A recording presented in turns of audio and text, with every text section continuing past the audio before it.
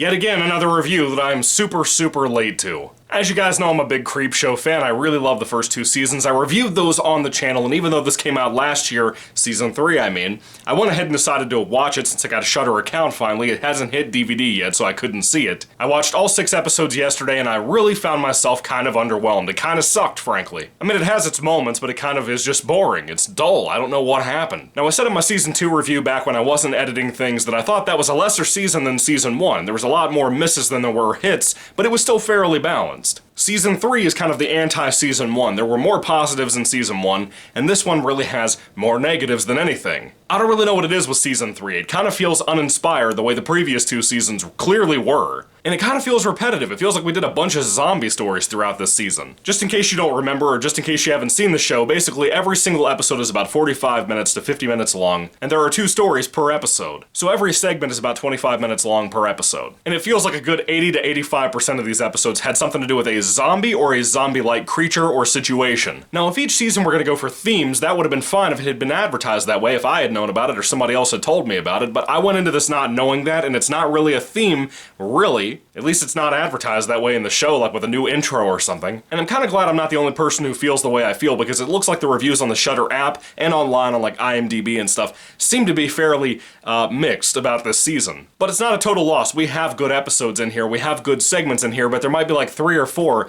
out of the technical 12 episodes. So about a third of the season were actually worth watching. So let me break it down like this. The first episode, I think both segments suck. The second episode, the first segment is pretty solid, about a museum for horror stuff. I thought the memorabilia there was cool. Of course, one of the creators of the show is Greg Nicotero, so you see a lot of his stuff in here that he probably made. Which, by the way, Greg Nicotero directs most of these episodes, which I don't remember the previous 2 seasons being mostly him. Maybe it was a budgetary constraint, I don't know. It kind of feels like this season had budgetary issues of some sort. More so than season 2 did. Episode 3 of this show involved a painting storyline and another storyline about jail and spiders, and both of those sucked. Episode 4 involved a storyline about a weird home surgery thing where a doctor gets lured to a lady's house, and another segment about a post-apocalypse that kind of is like COVID, but kind of not. It's kind of like a love letter to The Exorcist. As a matter of fact, a lot of the episodes in this season, a lot of these segments, are love letters to different things that you love, like Night of the Living Dead. Episode 5 had a segment about a kind of Narnia, Lion the Witch in the Wardrobe type of story, and it was kind of decent. I didn't hate that one. But then the other half of this episode had some weird, stupid-ass animated short that I didn't like. It looked like kind of a low-budget BoJack Horseman animation style. It starred Mark Hamill and Danielle Harris. They were really the first stars I even knew in this entire season. They're kind of underutilized. Danielle Harris is not a voice actress at all. As much as I love her, she can't voice act. She just felt really uncomfortable throughout this episode. Out of all the misses throughout the season, I really didn't get into the show until the final episode, episode 6. The first segment's called Drug Traffic. It also involves Michael Rooker. This particular episode in this particular season of Creepshow has been called Woke, and I hate woke stuff. I was a little worried going into this episode. This segment is totally 100% not woke whatsoever. Do not listen to what other people tell you.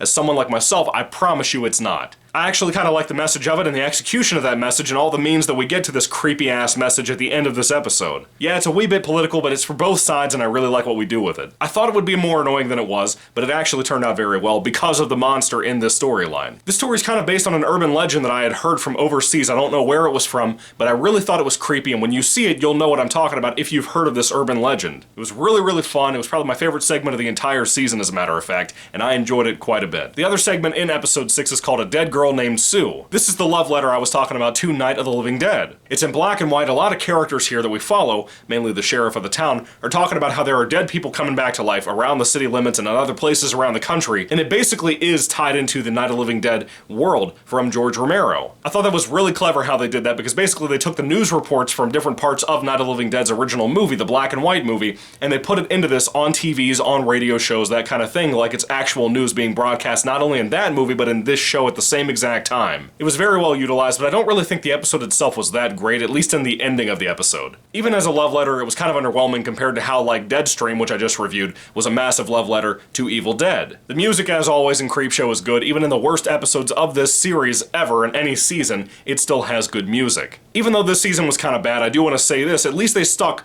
with practical effects. They really didn't do that much CGI. They did very clever practical effects stuff, even though I think a lot of the stories are kind of repetitive with zombie and zombie-like creatures most of the time. But those practical effects from Nicotero and K&B Productions and all of them, they are so damn good. They look good, they work great on camera pretty much always. Even in the worst of the worst of the worst episodes, you can typically appreciate that in some way, fashion, or form. But there was just a little tiny bit of CGI in one particular episode, the Narnia reference episode, that I was like, what the hell are you thinking? As you can tell, season 3 of Creepshow is kinda weak. I have a lot of problems with it, but it has its okay moments that kind of make up for the really bad stuff. If I had to rate it on a 5-star basis, I think I would give season 3 of Creepshow maybe a 2 out of 5 stars. Because most of it kind of sucks. And I want to say this one more time, Creepshow needs to stop with the animated things. They can't do animation well, they need to stay away from it, it doesn't work. Not for a horror anthology show, it just doesn't work, I promise you. Stop doing it, please. Nicotero, stop doing that to this show. So far, it's easily the worst season, but it's probably better than most things on TV. Anyway, guys, have you seen Creepshow Season 3? What did you think about it? Put your thoughts and comments down below. I would love to hear what you guys have to say about this weak-ass season of this show. Thank you all so much for watching, God bless you, happy Halloween,